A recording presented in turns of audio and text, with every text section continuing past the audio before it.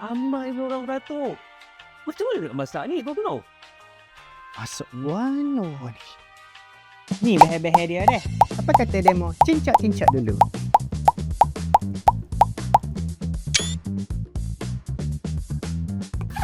Mula-mula, kita perap daging dengan sos tiram, lada putih dan minyak bijan.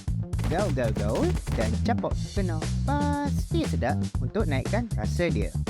Yang gua kena bila nak siap ni? Woi, baru je masak. Lepas tu, untuk cili oil, capok cili flake, gula dan kena lagi sekali.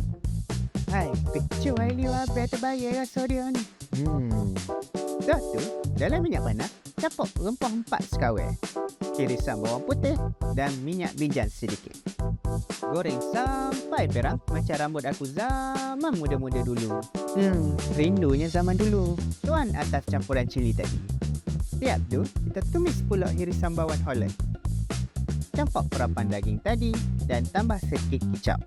Bukan kicap dalam cerita Giovanna Untuk sos sukiah, kita masukkan sos roasted sesame, irisan bawang putih dan daun bawang. Last sekali, masukkan cili oil tadi. Tambah lagi ke? Lagi? Oi, dah lah tu. Nak bagi-bagi ke? Dah tu, kita hedang dengan nasi dan telur. Barai padu ni, boh. Selamat mencuba.